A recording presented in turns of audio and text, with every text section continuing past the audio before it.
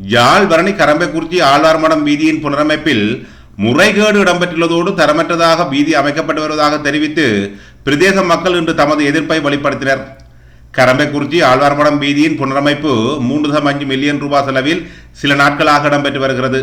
இந்நிலையில் நிர்ணயிக்கப்பட்ட அளவுகளில் மூலப்பொருட்கள் பயன்படுத்தப்படாமல் தரமற்றதாக வீதி அமைக்கப்பட்டு வருவதாக மேற்பார்வை குழுவால் உறுதி செய்யப்பட்டது.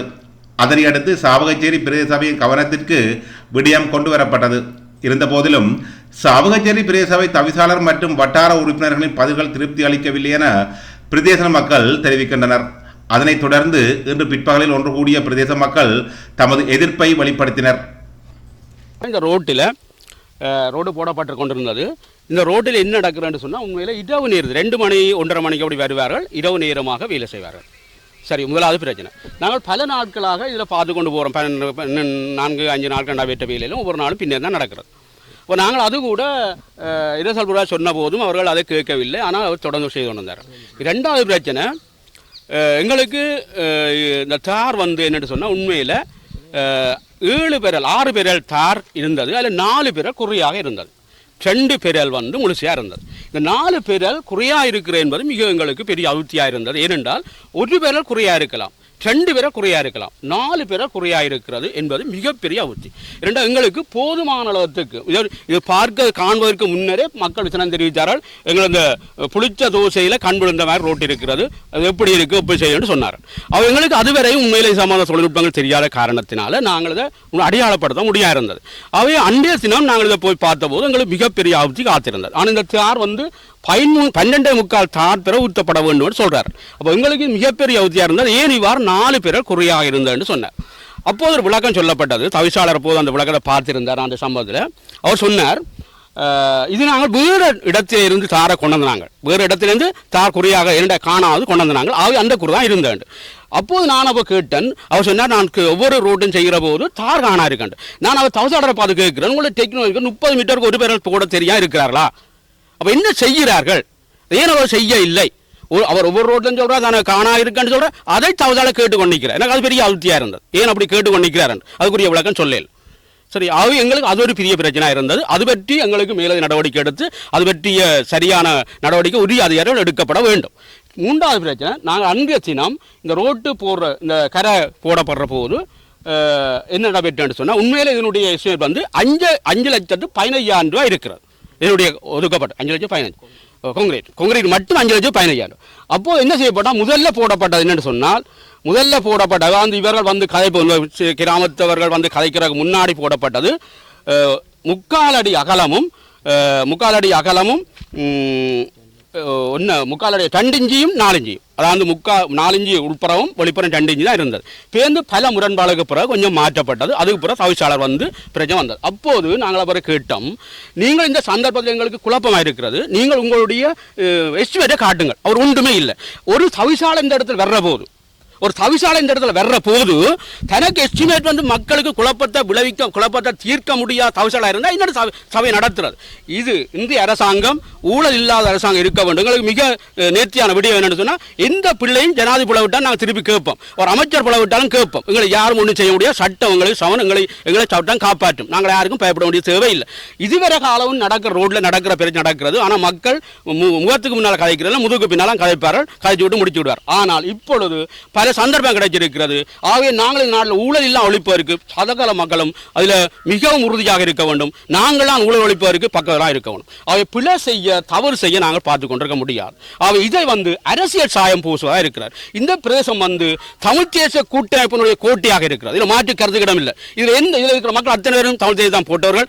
எங்களுடைய கௌரவ பிரதேச உறுப்பினர் கண்ணன் அவர்கள் தான் போட்டவர்கள். ஆகவே இது அவருடைய கோட். எங்களுக்கு இந்த அரசியல் சாயம் பூசி இந்த பெரிய இதை அவர் மறைக்க வேண்டிய அவசியம் எங்களுக்கு கிடையாது. இதை விட நாங்கள் மக்கள் குழப்பம் கேட்கிற போது டிஓ ஒரு கதையும் கதைக்கல, தவிசாளர் ஒரு கதையும் கதைக்கல. ஆனால் இந்த பிரதேச உறுப்பினர் கதைச்சார். இப்போ மக்களுக்கு தூய்மையான விளக்கத்தை தர முடியல, தான் கவலையாக இருக்கிறது.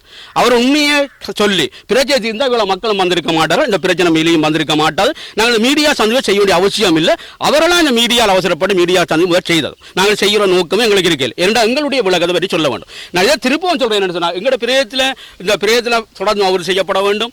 அது செய்வதற்கு எங்களுடைய தொழில்நுட்ப அவசியம், ஒப்பந்தக்கார அவசியம். நாங்கள் அவருடைய எந்த முறைப்பாடு போக மாட்டோம். அவர் சரியாக செய்கிற போது நாங்கள் நிச்சயம் அவர்களுக்கு பக்கமாக இருப்போம். பல கடந்த காலங்களில் மிக நீட்டாக செய்வர்கள் இருக்கிறார். அவருடைய நாங்கள் நன்றிகள் பாராட்டு சொல்லுறோம்.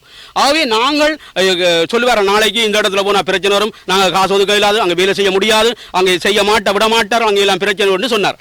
என்னுடைய ஒரு தரவுத்தளத்தில் என்ன நியூஸில் போட்டிருந்தார், இந்த இந்தியாவில் இருக்கிறவர் முழு முட்டாள் என்று சொன்னார். நான் ஏற்றுக்கொண்டேன். ஏனென்று சொன்னால் இந்த இடத்தில் ஒவ்வொரு நாளும் இடவு வேலை செய்கிற போது ஒரு மக்கள் கூட கதைக்க இல்லை, ஒரு மக்கள் கூட கேட்க இல்லை. ஆகவே அவர் சொன்ன மிக நம்ப சரி. அது மட்டும் இல்லை, அவர் மட்டும் இல்லை, அது படிக்கிறவங்க இல்லை, படிக்காத அத்தனை ஒரு முட்டாளுமே நான் ஏற்றுக்கொள்கிறேன். ஏனென்ற ஒருத்தரும் கேட்கல. அவர் சொன்னார் சரி, அவர் சரியாக புரிஞ்சிருக்கிறார். சரி, ஆகவே அவர் சொன்னதில் எந்த விதமான கருத்தில் நான் அவர்களை மனப்பூர்வம் ஏற்றுக்கொள்கிறேன். அவர் சரியாக புரிஞ்சிருக்காங்களே. இந்த பிரேதத்தில் வாழ்ற எல்லாரும் முட்டாள். ஏனென்றா இரவு நேரத்தில் எந்த பிரேதத்தில் யார் விடுவான்?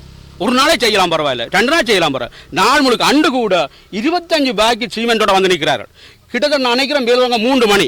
அந்த வந்த தவசாளர் கேட்டிருக்கணும், இந்த 25 பேக்கெட் சீமெண்ட் எப்போ செய்ய போறீர்கள், எதுவும் செய்ய போறீர்கள் கேட்கல. ஒரு கேள்வியும் கேட்கல. எங்களுக்கு பெரிய அவத்தியா இருக்கு, பெரிய கஷ்டமா இருக்கு. தவசாளர் மூண்டு பிடிக்கிறார்கள், காவல் காக்கிறார்கள், வேலையை தொடங்க சொல்றார். என்ன தேவை இருக்குது, என்ன நோக்கம் இருக்கிறது? நாங்கள் அவர்களை தெரிவு செய்து விட்டாங்க. எங்களுடைய மண்ணுக்காகத்தானே, எங்களுடைய பிரதேசத்தினுடைய வளர்ச்சியாக தான் விட்டாங்க. அவருடைய சேவைகள் பாராட்டப்படணும். அவர்கள் பல சேவை செய்திருக்கிறாங்க, பாராட்டும். அது நாங்கள் அந்த பாராட்டுகளை நாங்கள் தெரிவித்துக் கொள்கிறோம். ஆனால் எங்களுடைய மக்களுடைய கோரிக்கைகள், எங்களுடைய மக்களுடைய வேதிகளை நாங்கள் புனர்வச்ச தேவை அவர்களுக்கு இருக்கிறது. ஏன் அவர்கள் இப்படி செய்கிறார்கள் என்பது எங்களுக்குரிய ஆபத்து. இதில் எந்த அரசியல் சாயம் இல்லை. இந்த பிரதேசம் முழுக்க மக்கள் அத்தனை பேருமே தமிழ் தேச கூட்டமை தான் போட்டவர்கள். அவருடைய கோட்டையாக தான் இருக்கு, அதில் மாற்றுக்கிறது இல்லை. மக்கள் வேறு யாரிடம் சொல்வது என்பதுதான் பிரச்சனை. முதலாம் பட்டாளர் சொன்னார்கள், அங்கே என்ன உசன் மயூரனுக்கு சொன்னார்கள், சொல்லி நியாயத்தை கேட்டார்கள். இவ்வளவு நடந்தது.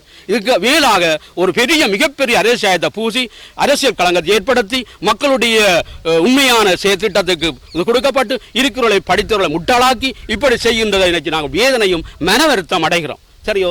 ஆகவே இப்படி ஒரு நிகழ்வு நடக்கக்கூடாது. இந்த ரோட்டுக்கு உரிய நடவடிக்கைகள் எடுக்கப்படணும். உரிய அதிகாரிகள் ரோட்டுக்கு வந்து பார்வையிட வேண்டும். அதை பார்வையிட்டு இது போன்று எந்த பிரேதனும் நடக்கவே கூடாது. கட்டிப்பட்ட சீமெண்ட் நாங்கள் அதில் எடுத்து வச்ச சீமெண்ட், இந்த சீமெண்ட் முழுக்க டேட் முடிஞ்ச காலவதியான சீமெண்ட் முழுக்க கட்டிப்பட்ட சீமெண்ட். அது கேட்க சொல்லிச்சுன்னா அது தாங்கள் அதை தவத்தி தானே அடிக்கிறோன்னா அந்த பேக்கெட் போட்டு அடிக்கிறாது. ஆகையால் இந்த அடித்த கொங்கிரீட் அவலம் கிளப்பி புது சீமெண்ட் கொங்கிரீட் போட்டு அடிச்சு தரோம். மற்ற ரேமர் அடிக்கணும், ரேமர் அடிக்கணும் முக்கியமாக. இந்த சைட்டெல்லாம் பட்டி இந்த சைட்டு கொஞ்சம் என்ன மாதிரி கொஞ்சம் இது பெரிய வெஹிக்கிள் போனால் எல்லாம் புதாயும். கொஞ்சம் இது சைட்டெல்லாம் பட்டி ரேமர் 2 ரேம் அடித்து அதுக்கப்புறம் தான் அந்த ஏபிசியில் அகற்றி தான் ரேமர் அடிக்கணும். அப்படி ஒன்றும் செய்யப்படையில. தார் இந்த தாருக்கு தானே இந்த தார் உண்மையான தார் இல்லை. அந்த தாருக்கு அண்ணன் டீசல் கலந்து ஊற்றப்பட்டு இந்த தார் டீசல் கலந்து ஊற்றப்பட்ட தார். அதை விட 12.25 பேரல் தார் வர வேண்டிய இடத்த என்னட்ட இருக்காது. இறக்கப்பட்ட தார் 7 பேரல். அது 7 பேரலும் என்ன 2 பேரல் குறாயும் 2 பேரல் முழுசாயும் கிடாக்கு. மற்ற 5 பேரல் எம்டி கொண்டு இறக்கி போடுவோம். அந்த கொண்ட தாரை வட்டி ஊற்றி நாங்கள் பார்த்து கொண்டு பார்ப்போம் இல்லை 5 பேரல் கொளுத்திக்கிறாங்கன்னு சொல்லி அப்படி முழுக்க போலி விளையாட்டு இல்லை. நான் இருந்தால் இந்த ரோடு சோசியல் ஓடிட்டு அப்போ இங்கே என்னென்னா இந்த ரோட்டு போடுறதுக்கு நான் தான் வந்து பாயிறது போது இதில் என்னென்றால் தார் கொண்டு வந்து பறிக்கப்பட்டது. 7 பேரல் தார்லாம் பறிக்கப்பட்டது.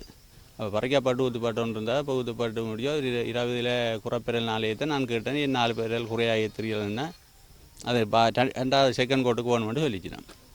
அப்போ நான் சரியாண்டு போட்டு நான் பிரதரோட கதைக்கையில் விட்டுட்டு போட்டேன். போய் முடிஞ்சால் இங்கே வந்தால் ரோட்டுக்கு தார் 4 பேரில் தான் 4 இடத்துல வச்சுருந்தது. தார் முழு பேரில் வச்சது அரை பேரில் வச்சது தெரியாது. அப்படி தான் இருந்தது. மத்தியம் வரை நான் 3 நாளாக தார் வச்சபடி இருந்தது. மழை வருதுன்னு வச்சபடி இருந்தது. அப்புறம் 4ஆம் நாள் தான் தார் மூட்டி ஊற்றினது. பிறகு இதில் 6 மணிக்கு இதில் ஒரு 60 ரோடு தான் ஊற்றப்பட்டது. பிறகு 6 மணிக்கு பிறகு தான் மீதி ரோட்டு வேலை செய்யப்பட்டது. அங்கால வேலை அங்கால கொஞ்சம் தூரத்துக்கு தார் மரம் கல்லெல்லாம் அள்ளி கொட்டி அடுத்த நாள் மூட்டை வைக்கக்கூடிய ஓடையில்லாத நிலைமை.